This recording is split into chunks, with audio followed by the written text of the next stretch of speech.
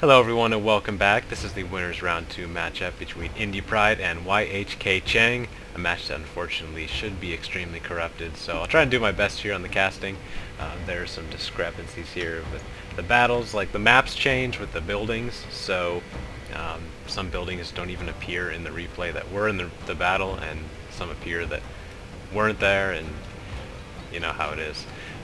So we'll see how badly this is corrupted. I haven't watched any battles from before the patch, or after the patch. Before the patch. So we will have to see how this one turns out. So we're from looking at YHK Chang's perspective. He is the Mori. He has chosen Chubu Pass, and he's here in red. He's got a nice big cavalry component with his bow and Yari cavalry running up in the front. The rest of his cavalry are hidden in the rear. It looks like it's just Yari and Katana cavalry. And one match like Ashigaru crabbing his way through the trees. One thing about this map, it's an excellent crabbing map. In fact, this map is pretty much built just for crabbing. As you can see, there are two big tree stands along both sides of this map. I mean, that's pretty much what this map is made for.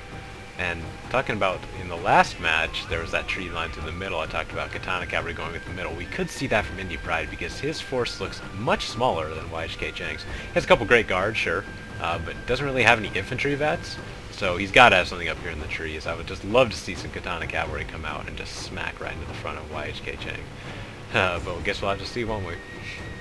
The Bow Cavalry seems to be coming in from the rear here, maybe trying to take out some cavalry early.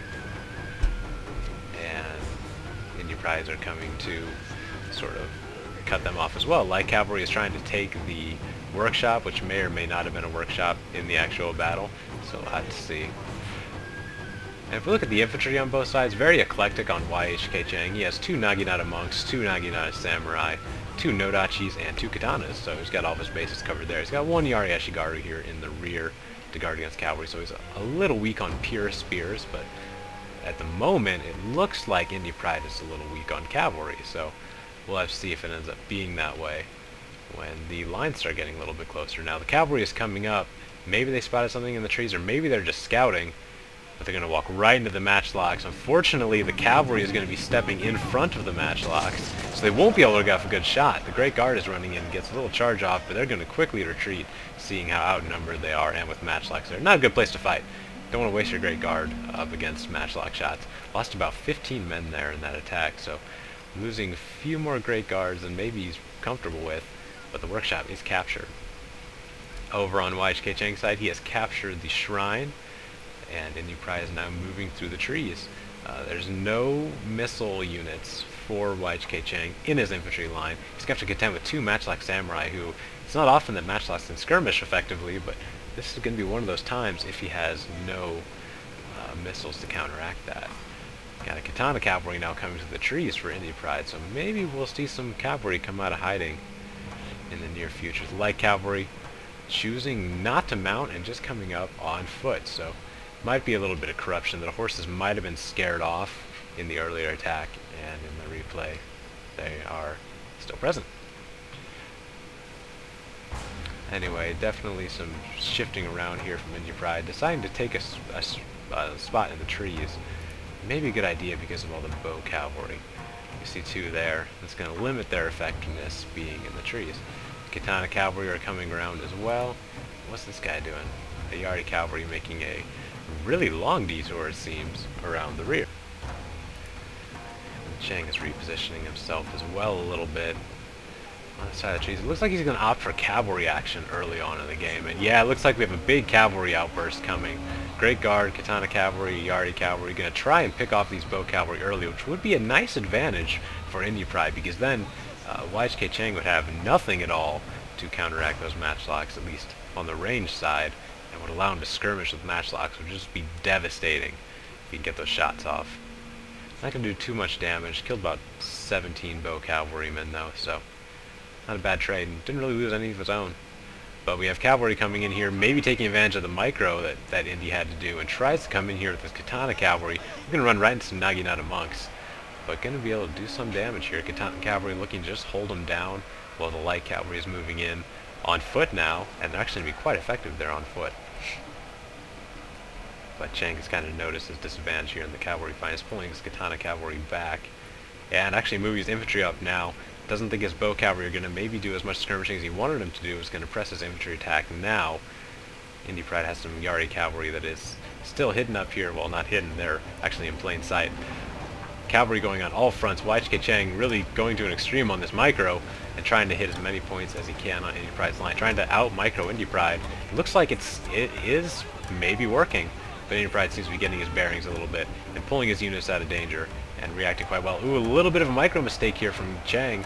Had maybe too much to deal with, and his cavalry is going to get stuck here unordered, and the light cavalry and the Naginata monks are going to be able to do some serious damage unless Cheng can pull them out. Now the matchlocks have been shooting at the advancing Naginata samurai, doing very little damage to the trees. So this Naginata samurai has only lost about 20 men, so not too much. That Nodachi's only lost about 117. We'll see what kind of charge they got off. Killed about 35 Yari Ashigaru, but going to the Yari Ashigaru, not the best use of your Nodachis. Matchlock samurai are hit here by Katana cavalry and going to be wavering, but it looks like they'll be fine. Yari Ashigaru is coming forward, maybe not sensing much of a cavalry threat, and sending his Yari Ashigaru forward is an interesting choice. But it looks like Cheng has taken quite a bit of cavalry damage, actually. We're looking over here, and he's lost actually almost all of his cavalry. It's quite interesting, as he had a huge numbers advantage. All he has really left are these bow cavalry with some wavering melee cavalry. Indypride is a very strong position here in the middle. Guys rally and Banzai activated for his Nodachis. Maybe to get off the best charge, but it looks like YHKCHENG's infantry line is just crumbling here up in the front. So pretty sweeping plan of action here from YHKCHENG, which looks like it broke down a little bit in the final moments.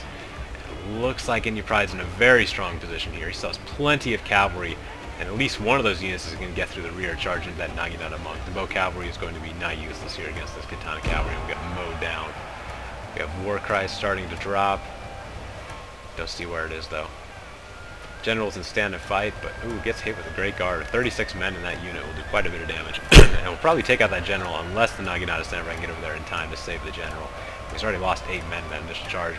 It won't really matter because his infantry line is almost totally gone. He has these 2 Naginata monks and a one Naginata monk, a Naginata samurai. Oh, there's the other one. And the Yari Ashigaru. This Naginata monk over here is only 52 men though. For his swords, the Katana samurai are in okay shape at 90 and 106, but Indypride has just a lot of men left on the field, so maybe this battle's not terribly corrupted. I'm sure that Indypride and Cheng will make plenty of comments on what exactly did or did not happen in this battle, but it looks like it's a relatively uncorrupted battle, at least compared to the stuff we saw in older corruptions. YHKCHENG's line is starting to have some mass wavering on it. All of his infantry is going to be gone here from these 2 units. There goes one. The other one's going to break shortly.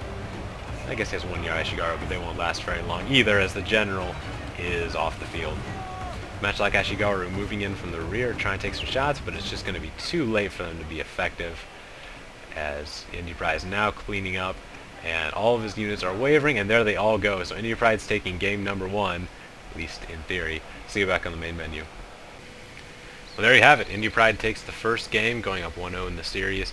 Didn't seem too corrupt from the replay, but it probably was. I'm sure we'll be hearing from both players about what did or did not happen in that battle. But it seemed alright. Apparently the corruption is much worse in the next 2 battles, so I guess we'll have to see that for ourselves. I will see you there. Thanks for watching, everybody.